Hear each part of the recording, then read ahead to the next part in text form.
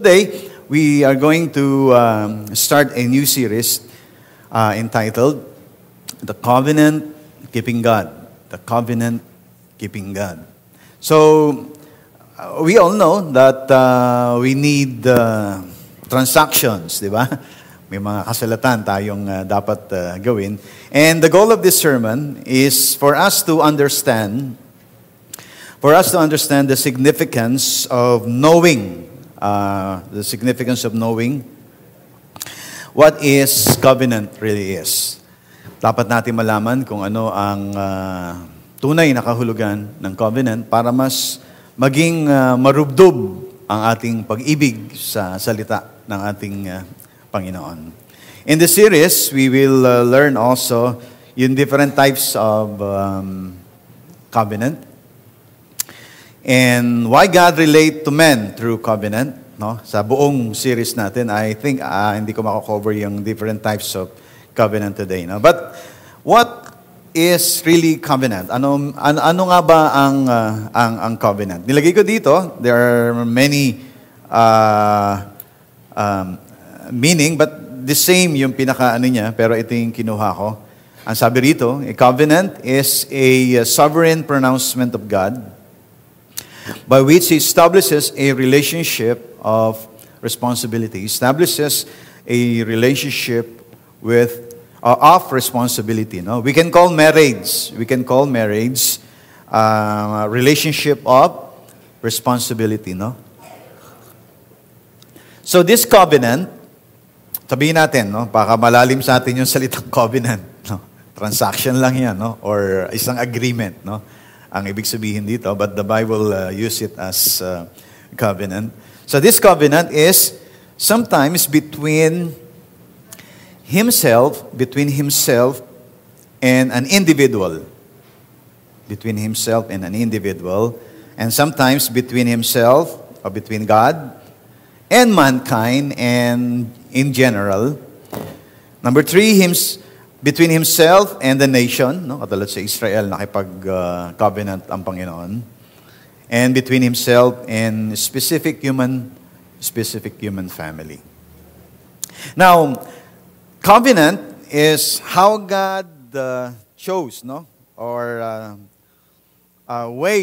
chosen to communicate with his people. So He always deals with us inside the covenant. Tatandaan nyo, pakinggan nyo po itong aking foundation dahil pag hindi nyo po narinig itong mga bandang una, ay baka hindi po natin maintindihan yung mga susunod kong sasabihin. So, pinili ng Diyos, or covenant, is how God has chosen to communicate with us, and He always deals with us through covenant, or let's say, through contract, sa isang kontrata.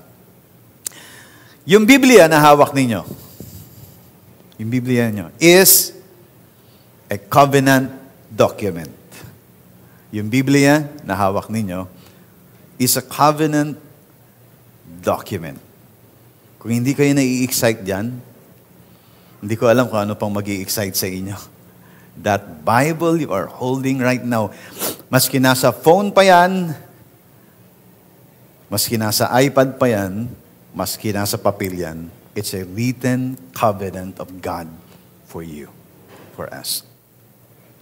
The Old and New Testament. Covenant, ang tawag yan, no? Ang sabi lang pala sa Latin, no? Sa word na Latin, ang testament is covenant, no? It's a Latin word pala ito na testament. So the concept of a covenant between God and His people is, listen, one of the central themes of the Bible. One of the central themes of the Bible. Sa Hebrew, ang ibig sabihin ng covenant is to cut. Cut. Sabihin putol-putulin, no? Yun ang ibig sabihin niya sa Hebrew. Dito, mapapaliwanag, or this explains why in the Old Testament, every time they make covenant, they kill an animal. Hindi lang nila papatayin, ang gagawin nila, gigilitan nila yung tatanggalin na yung ulo, yung paa, Yung balon-balunan, yung bituka, ilalabas lahat nila yon, tapos hahati-hatiin nila. At ilalatag nila yon. Ilalatag nila yon. Oh. Hindi pa natin ito daanan, pero bibigyan ko lang kayo ng preview sa mga pag-uusapan natin. Ilalatag nila yon. Tapos yung dalawang nagko-covenant, magtitinginan. Tapos magche-chant sila, parang ganyan. Titinginan silang ganon. Hindi ko alam kung anong tugtog. Titinginan silang ganon. Iikutan nila yung animals, no? Ito yung sinasabi nila. Ito yung napanood ko sa isang sermon series ni Joseph Prince, sabi niya, "May it happen to us." Ayan, na-imagine nyo ba? Na-imagine nyo? Andi dito yung ka-covenant ko, nakatingin siya sa akin, tas gaganyan kami. May it happen to us. Siyempre, lumalakad siya rito, di ba? May it happen to us what happened to this animal if we will not fulfill our vows or our covenant. Antindi, di ba? Antindi na, pag hindi mo ginawa yung sinabi mo, ganito ang mangyayari sa'yo. Ganito ang mangyayari sa'yo. Pag dating ng covenant of Abraham, maintindihan natin yan. No? But this is also recorded in Jeremiah 34:18. And sabi rito, I will give the men who have transgressed my covenant, who have not performed the words of the covenant which they made before me, when they cut the calf in two and passed between the part of it. Ibig sabihin, recorded na ginagawa talaga nila yan. No? Now, in Deuteronomy 7, let me read it to you. The Lord did not set his affection on you and choose you because you were more numerous than other peoples. You were the fewest of all peoples, but it was because the Lord loved you and kept the oath he swore to your ancestors, and he brought you out of the mighty hand and redeemed you from the land of slavery, from the power of Pharaoh, king of Egypt. Verse 9, know therefore that the Lord your God is God, and he is the faithful God, keeping the covenant of love to 1,000 generations for those who love him and keep his commandments. So, throughout the Bible, God is true to his covenant. Ulitin ko, throughout the Bible, God is true to his covenant. Alam nyo, people may break contracts, break commitments, end relationship every day. But when God says something, He'll do it. And He does it because He is true to His word. God is true to His word.